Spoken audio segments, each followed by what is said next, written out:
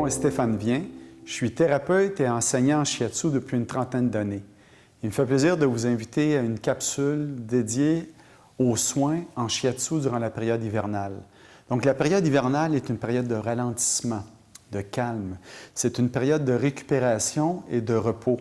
Même dans plusieurs cultures, c'est un moment d'introspection et de méditation. Malheureusement, dans notre culture à nous, c'est rarement ce qui se produit. On travaille beaucoup d'heures, on retourne aux études parfois durant cette période-là, on pratique des sports d'hiver, on se couche plus tard, ce qui entraîne une fatigue dans le corps. On a beaucoup de clients qui viennent nous voir durant la période de l'hiver à cause de facteurs de fatigue, même de dépression saisonnière, de manque d'énergie. Tous ces symptômes-là sont reliés à l'élément eau. Donc, les symptômes d'un débalancement relié au rein et à la vessie, les deux organes reliés à l'élément eau, sont le froid. Tout comme la saison, en hiver, il fait froid. Donc, les gens vont avoir les lombaires beaucoup plus froides. C'est un des premiers signes que l'énergie des reins et de la vessie doit être soutenue. Les pieds également. Lorsque les gens ont tout le temps besoin d'avoir des bas très épais, ça peut indiquer aussi que l'énergie des reins ne fonctionne pas à son plein régime. Et bizarrement, les oreilles également peuvent être froides. Donc, on ne parle pas d'avoir les oreilles froides après avoir été prendre une marche à l'extérieur, mais si on est dans la maison depuis quelques heures et puis que les oreilles sont encore froides, bien, ça peut nous indiquer que l'énergie des reins a besoin d'être travaillée et le shiatsu est un outil formidable pour le faire.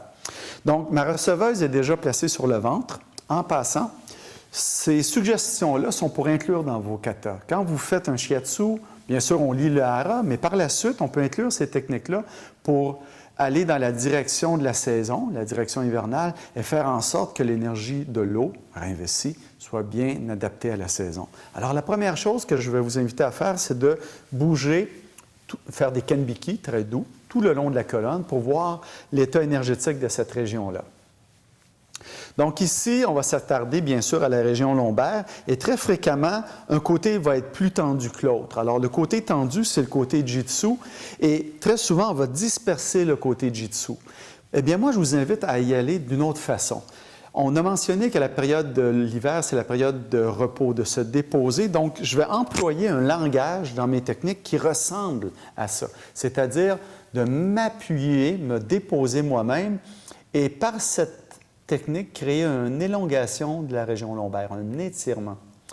Alors, je suis dans un mouvement d'écoute et très souvent, lorsque je fais cette manœuvre-là, la personne va se mettre à respirer plus profondément pour détendre par elle-même la région. Et si la respiration se rend dans cette région-là, c'est signe que l'énergie circule de façon plus facile, plus naturel. Voilà. Donc, je peux rester dans cette écoute-là durant quelques minutes, le temps de relâcher la région des reins. Et comme on fait une capsule qui demande quand même d'aller de l'avant, on va aussi possiblement aller de l'autre côté pour nourrir tout de suite la région Kyo. Et encore une fois, allez-y mollo, piano. Allez-y doucement. Ce qu'on veut, c'est être accueilli par le corps. Donc, on parlait d'aller chercher de la profondeur parce que l'énergie, durant la période hivernale, est plus en profondeur dans le corps. En été, au printemps, l'énergie remonte en surface, comme dans la nature, mais en hiver, en automne, l'énergie revient vers le centre. Donc, comme cette capsule s'adresse à la période hivernale, on devra faire des appuis plus profonds sans être douloureux. On désire faire en sorte que la profondeur soit une résultante de notre travail. On ne cherche pas la profondeur, on permet au client de nous l'offrir, ce qui fait en sorte que le corps va travailler par la suite. Merveilleux. Alors, je peux nourrir ici la région Kyo, je peux revenir ici pour disperser la région Jitsu. Et comme c'est Jitsu, tout de suite, je vais venir travailler au niveau de la vessie, méridien de la vessie dans la cuisse et sur le mollet, puisqu'en travaillant ici, ça va amener un mouvement d'énergie. Je vais nourrir le méridien de la vessie ici, et ça fait un transfert de la main où c'est Jitsu vers la main où c'est Kyo. Et idéalement, on devrait trouver l'endroit le plus Kyo, le long du méridien, qui est dans le cas ici, et prendre le temps, encore une fois, de se déposer. Rappelez-vous, durant la période hivernale, je veux me déposer, encore plus que durant l'année. On aura la possibilité de vous démontrer d'autres capsules dans les prochains mois et vous verrez que chaque saison a aussi ses besoins spécifiques. Superbe. Est-ce que les pieds sont froids? Un peu. Ce qui indique que la région des reins peut être à travailler encore un peu.